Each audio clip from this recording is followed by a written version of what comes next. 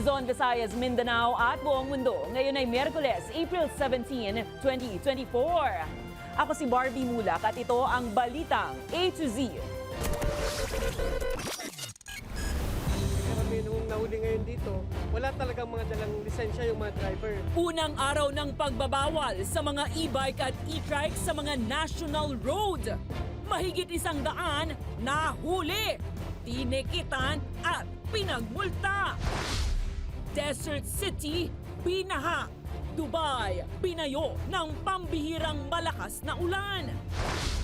Sa sports, 100-day countdown para sa 2024 Olympic Games sa Paris, France. Nagsimula na. Olympic flame, sinindihan na rin. Sa ating hashtag, Sana All, Beauty Queen Samantha Bernardo. Kakaiba ang first dance sa kanyang wedding.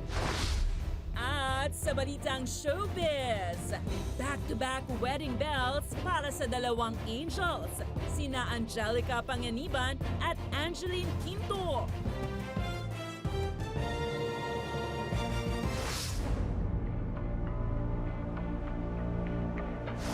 Magandang gabi, pambungad sa ating newscast.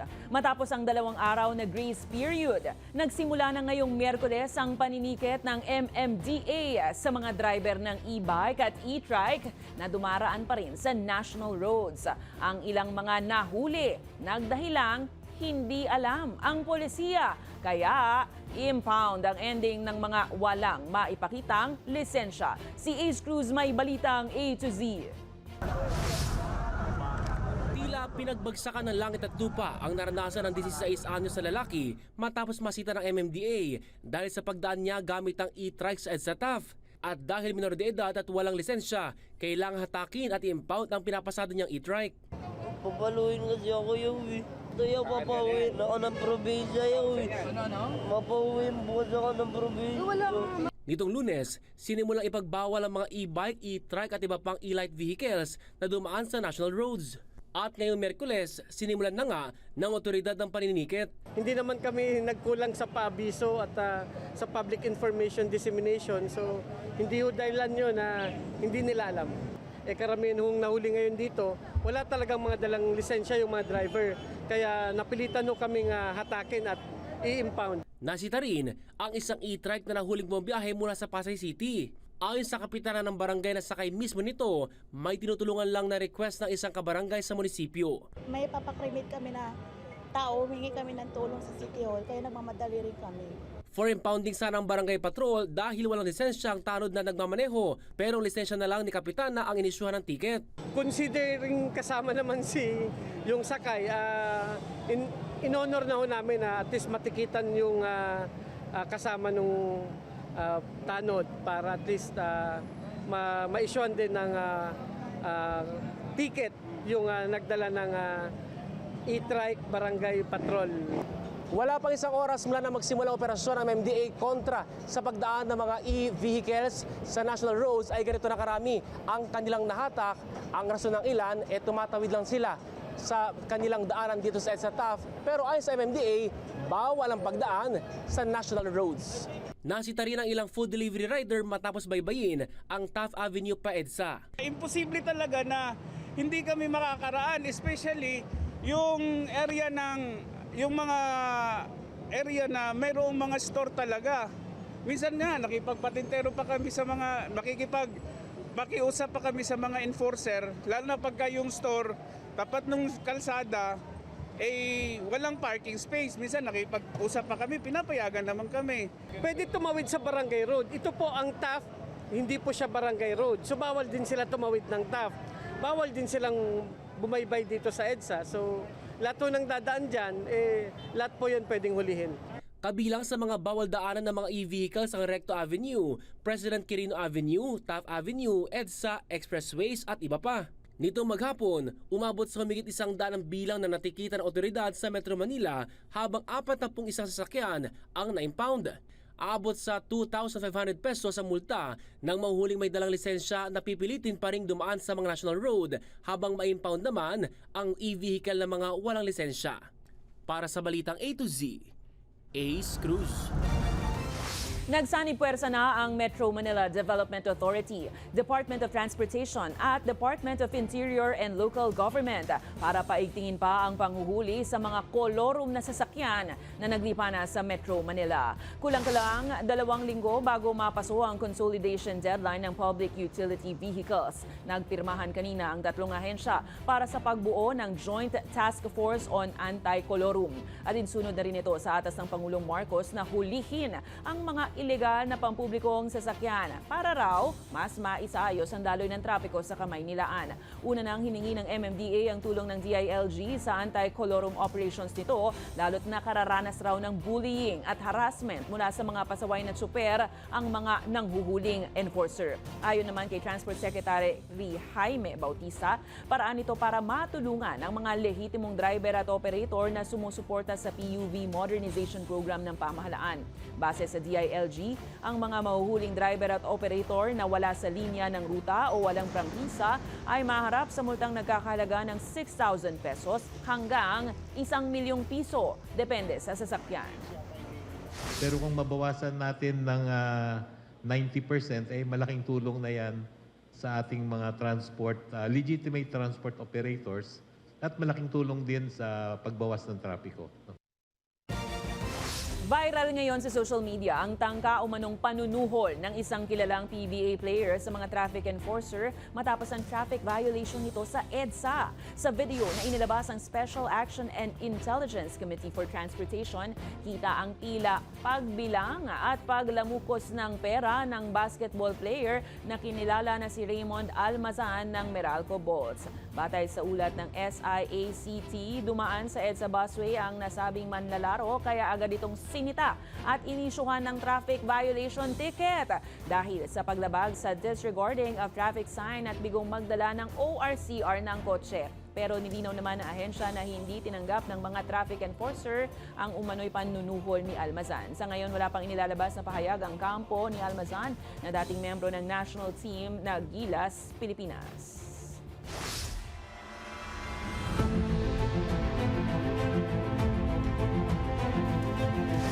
Nakapaglayag at nakapanghuli ang mga mangingisdang Pinoy sa West Philippine Sea nitong Miyerkules gamit ang mga bagong bangka na bigay ng Bureau of Fisheries and Aquatic Resources. Bahagi ito ng bagong lunsada programa ng BFAR na Layag WPS o Livelihood Activities to Enhance Fisheries Yield and Economic Gains from the West Philippine Sea. Sa ilalim nito, binigyan ng ilang grupo ng mga mangingisda ng bagong mga bangka, libreng langis at kagamitan at training para sa post-harvest. Ayon sa BFAR, mahigit 300,000 Pinoy ang nangingisda sa karagatan ng Pilipinas. Kumpiyansa si Zambales sa 1st District Congressman J. Kong Hoon na iimbestigahan ng Kamara ang umano'y secret deal ng dating Pangulong Rodrigo Duterte sa China. Ayon sa kongresista, mahalagang masiyasat ang katotohanan ng sinasabing kasunduan dahil nakasalalay dito ang kredibilidad, integridad ng teritoryo at ekonomiya ng bansa. Dagdag ni Kong Hoon, ilalatag na ng mababang kapulungan ang timeline o schedule ng pagsisiyasat sa pagbubukas muli ng sesyon ng Kongreso sa April 29. Pero tandaan din natin, no? Kailangan makita natin kung ano ba talaga na pag-usapan dahil ito na law. Kailangan siguraduhin natin na na meron tayong kredibilidad sa pakikipag-usap sa ibang bansa. Baka naman mamaya hindi na tayo paniwalaan dahil iba ang sinasabi ng China, iba ang sinasabi ng ating dating Pangulo, no? Iimbestigahan ng Armed Forces of the Philippines ang umano'y pagdami ng mga Chinese students sa Cagayan. Tinatayang aabot na sa mahigit 4,000 foreign students ang naka-enroll umano sa mga kolehiyo at universidad sa lalawigan ng Cagayan. Ayon kay AFP spokesperson Colonel Francel Padilla, alamin nila kung may banta ba sa seguridad ang pananatili ng mga Chinese students sa naturang lalawigan at kung bakit ito namamalagi sa naturang probinsya. Dagdag ng opisyal, makikipagtulungan sila sa Philippine National Police, Commission on Higher Education at iba pang ahensyang may kinalaman sa national security ng bansa. Any report that is given sa armed forces, we take it seriously. Do they have the necessary papers? And sabi nga, estudyante to. So kung meron ba silang student visas that are required? So we are coordinating with the Bureau of Immigration, the DFA, and since students to, sir, pati yung CHED. Samantala, arestado ang 2 Chinese nationals sa Taguig City matapos mahulihan ng iligal na mga armas at tangkang panunuhol sa otoridad. Ayon sa National Capital Region Police Office, isinagawa ng Linggo ng umaga ang search warrant operation laban sa 24 na taong gulang na si Hai Ching Su at kasama nito na nasa loob ng subdivision sa Barangay Bambang. Nasa batang iba't ibang high-powered firearms, ammunition, hand grenades, tactical vest at helmet na may China marking at Chinese flag. Nakuha rin ang isang McLaren sports car na nagkakahalagang 15 hanggang 30 milyong piso. Iniimbestigahan naman ng otoridad ang identity ng foreign nationals na posibleng involved din sa Pogo operation at kasong kidnapping. Paano sila nagkakaroon ng mga firearm? At saan nila ginagamit ito? Is we are accounting them. No? Ano yung mga involvement nila dito na somehow affecting the peace and tranquility of Metro Manila? They are being seen sa mga foods restaurant, malls, and even casinos, no, in Termin City, with bodyguards. And sometimes they're using vehicle na may siren. Sa iba pang balita, kinatigan ng kataas-taasang hukuman ang kumpanyang Smartmatic sa apela nito kontra sa pagkakadiskwalipika sa lahat ng bidding process ng Commission on Elections. Yun nga lang, ayon sa korte, hindi na pwedeng baliktarin ang 17.9 billion pesos na kontratang naigawad sa South Korean firm na Miro Systems para sa automated system ng 2025 midterm polls. Narito ang ating balitang A to Z. Nagkasala ng grave abuse of discretion ang Commission on Elections nang idiskwalipika nito ang Smartmatic sa bidding process para sa automated election system na gagamitin sa susunod na taon, batay sa desisyon ng Korte Suprema. The Supreme Court granted Smartmatic's petition. It held that COMELEC committed grave abuse of discretion when it disqualified Smartmatic before it had submitted any bids, without any reference to the eligibility requirements prescribed by its Bids and Awards Committee. Ang Smartmatic ang private partner ng pamahalaan para sa automated elections noong 2010 hanggang 2022. Pero nitong November 2023, diniskwalipika ng COMELEC ang Smartmatic sa bidding para sa 2025 midterm polls. Bunso dito ng alegasyong panunuhol kontra kay dating COMELEC chairperson Andy Bautista na inihain ng US Department of Homeland Security. Itinanggi ni Bautista ang paratang. Ikinatuwa naman ng Smartmatic ang desisyon ng SC na patunay anila ng kawalan ng due process ng komisyon. Dahil sa SC ruling, posible nang lumahok muli ang Smartmatic sa mga susunod na COMELEC biddings. Dinipensahan naman ng COMELEC ang desisyong i-disqualify ang Smartmatic at sinabing nakahanda ang komisyon sakaling sampahan sila ng kaso ng kumpanya. Ang pagdedesisyon naman po ng COMELEC dito sa kaso ng Smartmatic ay para po sa bayan. Talagang tinignan po namin ano ba yung makakabuti sa bayan, nag-exercise ng equity, nag-exercise ng fair play. Nilinaw naman ng SC na ang kanilang desisyon ay hindi sapat para ipawalang bisa ang 17.9 billion pesos na kontrata na iginawad sa South Korean firm na Miro Systems. Sinabi po na hindi makakaapekto ito sa nakandak na public bidding, sa nai-award na kontrata at sa ganun po walang hadlang sa pagsulong ng paghahanda ng COMELEC sa automation ng elections natin sa 2025. Biyernes, April 19, sisimulan na ng Miro Systems ang pag-manufacture ng unang 20 automated counting machines na gagamitin para sa demonstration para sa halalan sa 2025.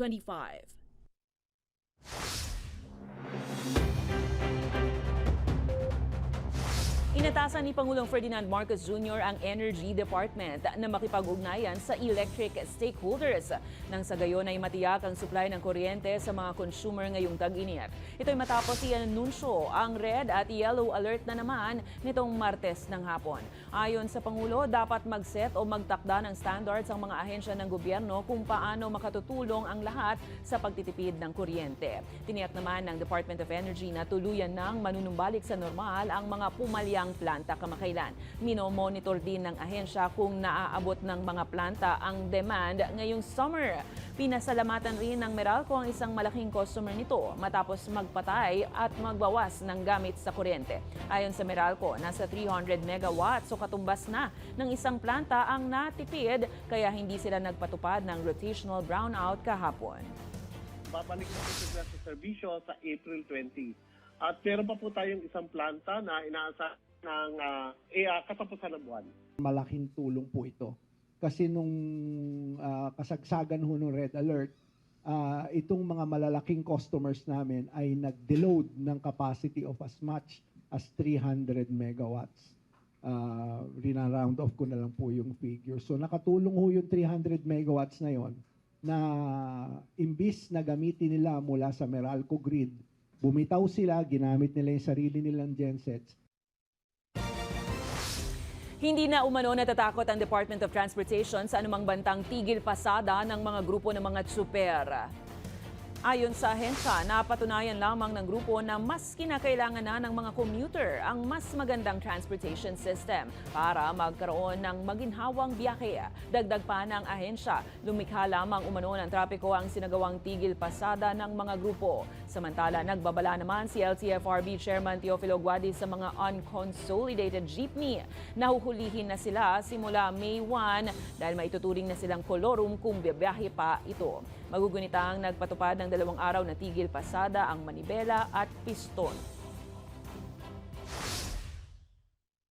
But on 30 of April, pag hindi ho nag-consolidate yan, kolorum yan, sila ho ang unang-una po naming hahanapin sa daan, uhuliin at i-impound. Ang dalas na ng pagtigil pasada ng 2 grupo, on the part ng LTFRB, napipinpoint na nila kung ano talaga yung mga specific routes na may concerns, no? Parang it helps. Then on the part naman of the Tigil Pasada Task Force, which is PNP, LGUs, MMDA, LTFRB, etc., talagang napipinpoint na rin kung saan ang talagang problema or concern every time they go do Tigil Pasada. So the service of the government to our commuters mas nagiging maganda. Mga jeepney na may modernong makina pero itsurang traditional Pinoy jeep tampok sa isang car show ng Land Transportation Office.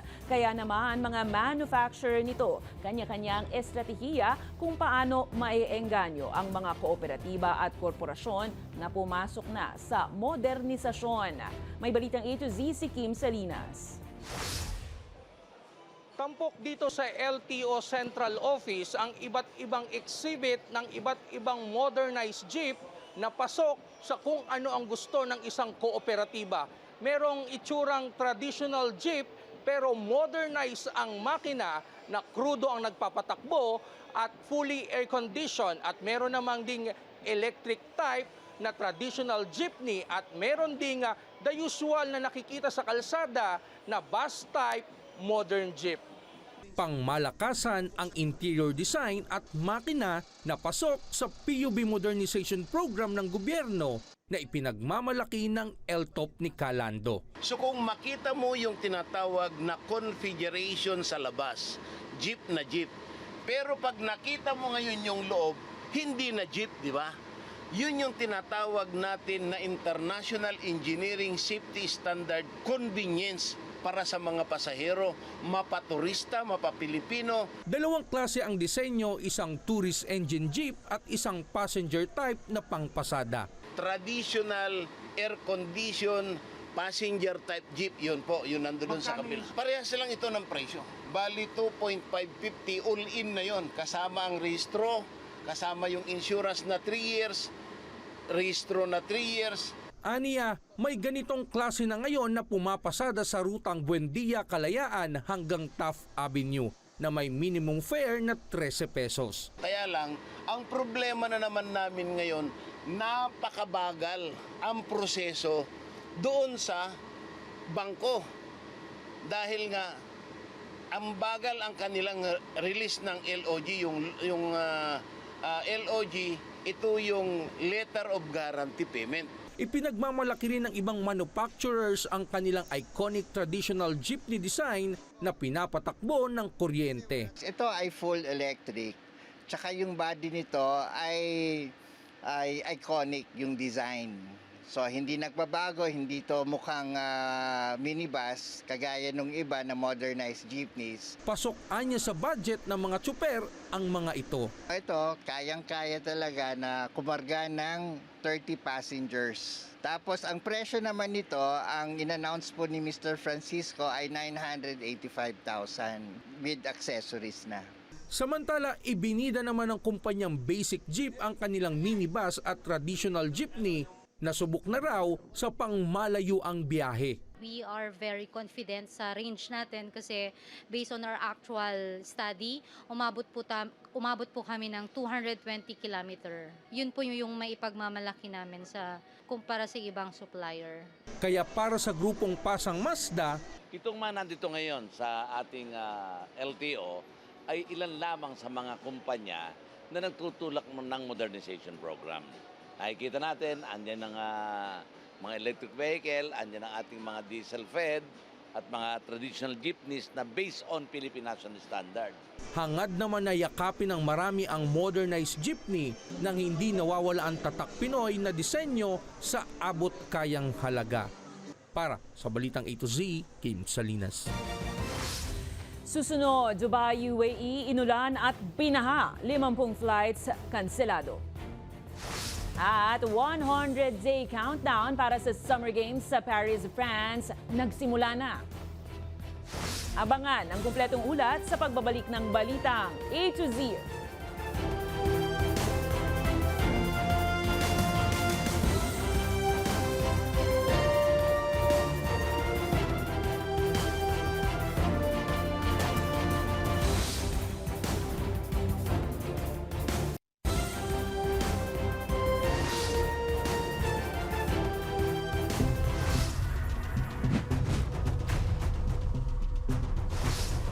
Kinumpirma ng Philippine National Police na ang opisyal na inventaryo ng mga ilegal na droga na nasabat itong Lunes sa Alitagtag, Batangas ay umabot sa 1.4 tonelada at nagkakahalagang 9.6 billion pesos.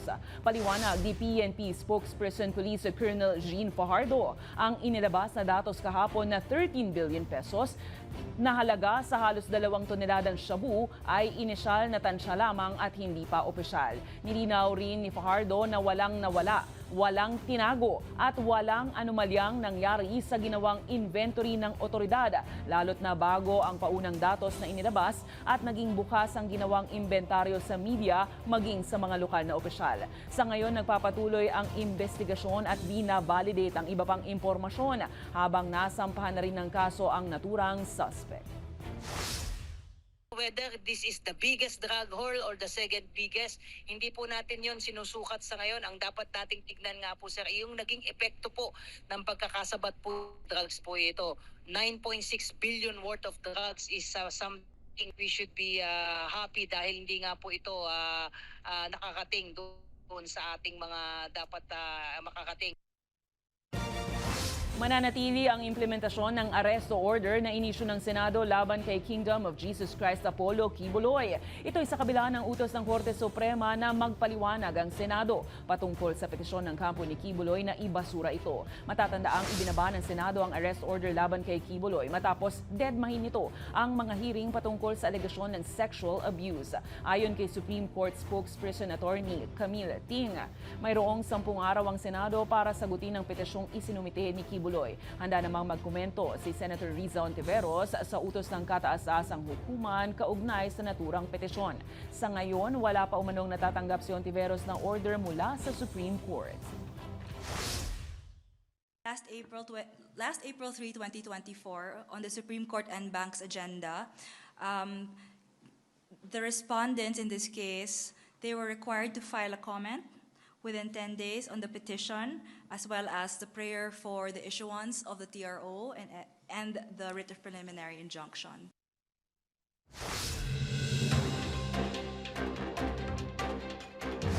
Pinakakasuhan ng National Security Council sa Department of Justice si Davao del Norte Representative Pantaleon Alvarez matapos ang pahayag nitong bawiin ng militar at pulisya ang suporta nila kay Pangulong Ferdinand Marcos Jr. Ayon sa ahensya, maituturing na isang paghihimagsik ang nasabing pahayag ni Alvarez na kailangan ng legal action. Samantala, ibinasura na ng Sandigan Bayang ang kasong graft laban kay Janet Napoles kaugnay ng 15 million peso pork barrel scam. Kasama ring na-acquit sa kaso ang mga kasama nitong akusado na mga provincial officials sa Regional Department ng Nueva Ecija at ilan pang personalidad.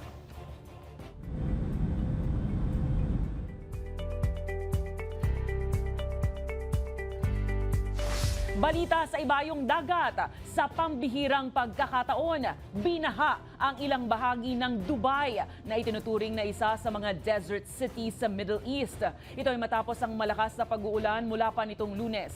Ayon sa gobyerno ng United Arab Emirates, ito na ang pinakamalakas at pinakamaraming buhos ng ulan na naitala sa bansa sa nakalipas na 75 taon. Nalubog sa tubig ang airport at nakansela ang nasa 50 flights sa lungsod. Naipit din sa matinding baha ang maraming sasakyan. Nasawi naman ang isang individual matapos matangay ang sasakyan nito. Matatandaang nagbabala na ang pamahalaan na dulot ang matinding pag-ulan ng tumitinding epekto ng climate change sa mundo. Nagsimula na ang 100-day countdown para sa 2024 Olympic Games sa Paris, France.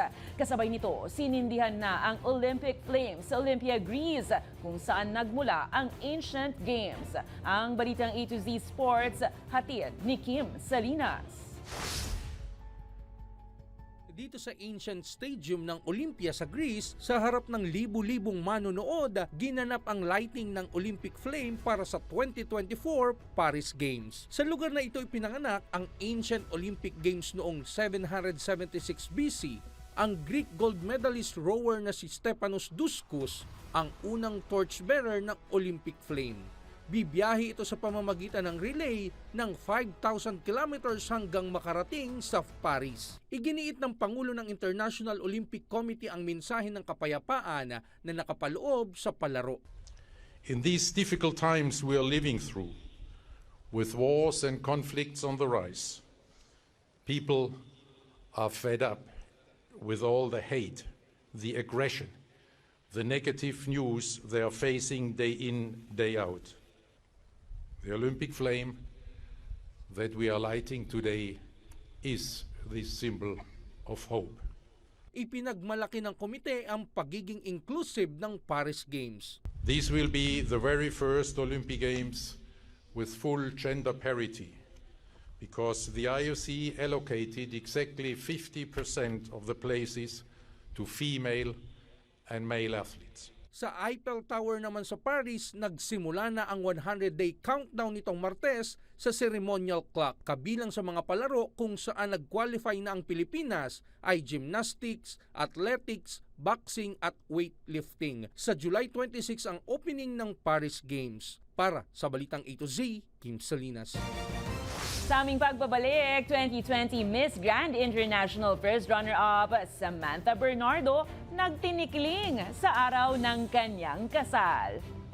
At aktres na si Angelica Panganiban, happy-happy sa kanyang bridal shower sa Siargao. Singer na si Angeline Quinto, ikakasal na rin. Manatiling nakatutok, kayo ay nanonood ng Balitang A to Z.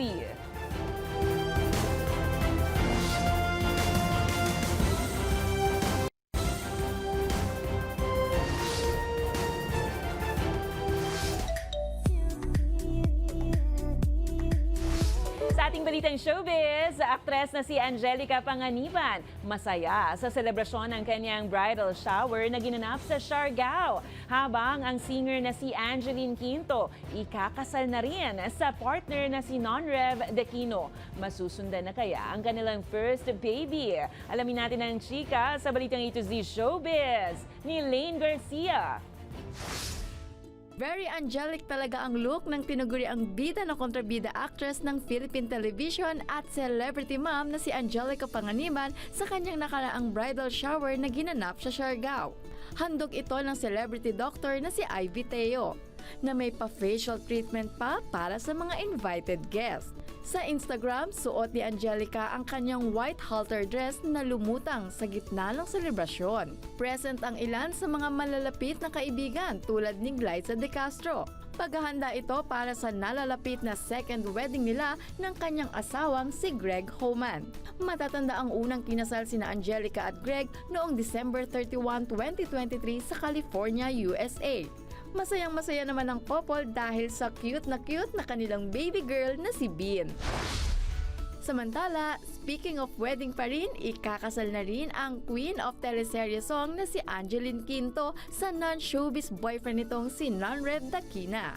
Imbitado sa kanilang kasal si Mayor Hani Lacuna at ilan sa mga big boss ng Kapamilya Network. At dahil parehong deboto ng Nazareno ang dalawa, nakatakdang ikasal ang couple sa Quiapo Church sa April 25. Unang nagkakilala sina Angeline at Nonrev noong March 2020 sa pamamagitan ng kanilang common friend. Usap-usapan naman ngayon na nagdadalang tao na si Angeline para sa kanilang second baby. Pero wala pa namang kumpirmasyon ang Kapamilya singer patungkol dito. Para sa balitang A to Z Showbiz, Lane Garcia. Speaking of kasalan, paano nga ba gawing mas memorable ang first dance as a married couple? Well, si Samantha Bernardo na isang beauty queen, gymnast at folk dancer ang naisip na sayawin sa wedding dance nila ng kanyang non-showbiz groom na si Scott Moore, Tinikling. Ang agaw pansin na eksena mula sa kanilang kasal sa Mactan, Cebu nitong weekend. Panoorin.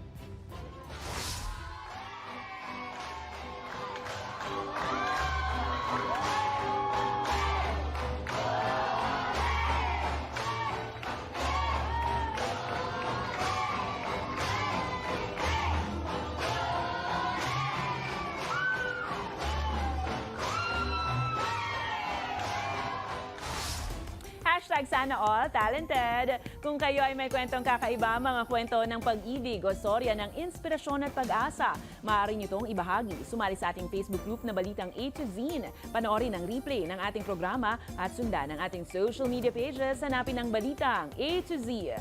Ang ating pabaong quote of the night ay mula sa pilosopo, manunula at manunulat na si Henry David Thoreau. Ayon sa kanya, para ano pang magpatayo ka ng bahay kung wala ka namang daigdig na kayang pananahan. At yan ang mga balita at impormasyon, mga kwentong may dalang inspirasyon na tinutukan ng Balitang A to Z. Ako si Barbie Mulak, maging maalam, makialam. Magandang gabi sa iyo, Pilipinas!